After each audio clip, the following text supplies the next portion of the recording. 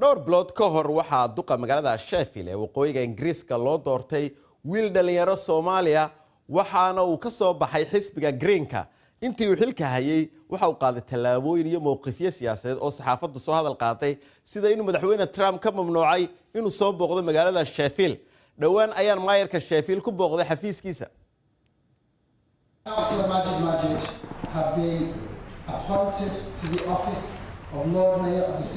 kani waa Majid waana duqa cusub ee Sheffield magaalo ku taala waqooyiga Ingiriiska waxa uu yimid dalka Ingiriiska isagoo 5 jira waxaana isaga iyo qoyskiisuba ka soo qaxeen magaalada Burco My name is Majid. waa nin 28 jira waxaana uu noqday duqii magaalada Sheffield ee ugu da'da yaraa waxaana wax ka bedelay durba dhaqankii hore Lord Mayor Majid waxa uu rajaynayaa inuu mideeyo dadyowga kala duwan ee magaaladan ku nool isagoo dardar cusubna geliyay magaalada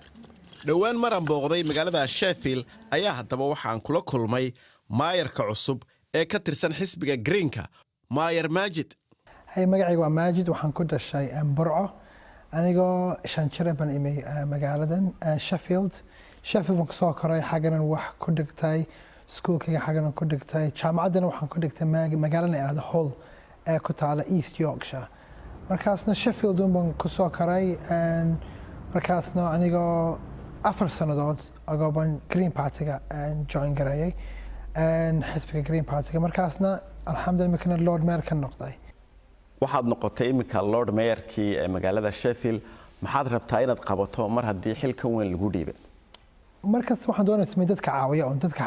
ila degan dadka xaafadeena community-gaana especially waliba area-da ward-ka represent karaya magaalada waa ward-ka area-dan ee Broom Hall, Broomhill, Sharvale Soomaalidu way ugu badan yihiin Sheffield ba Soomaalida aad ugu badan yihiin laakiin markaas waxaan waxay u fiican tahay dadkeena in qof Soomaali ah soo baxo because dadkeenu support garanaya ma igu jirin niyadeeda haddaan runta ku sheegay in Lord Mayor noqdo laakiin qadar Allah oo alxamdulillah siday noqotay alxamdulillah maayarka dad badan waxay u haystaan ama Lord Mayorka inuu awood badan leeyahay oo arrimo badan kala wado awoodda xilkan imka lagu magacaabay waa sidee xilkaagu muxuu yahay waxa weeyaan marka ugu horeysa Park Lord Mayor waxa weeyaan 2 roles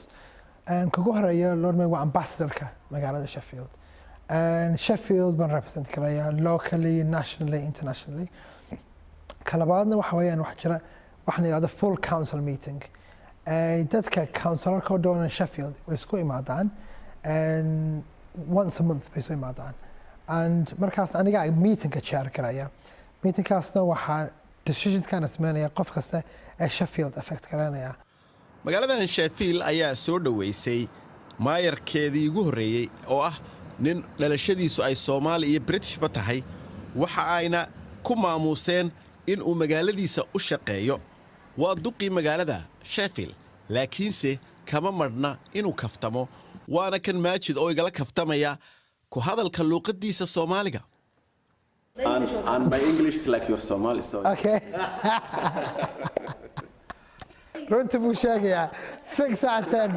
on a Monday 5.5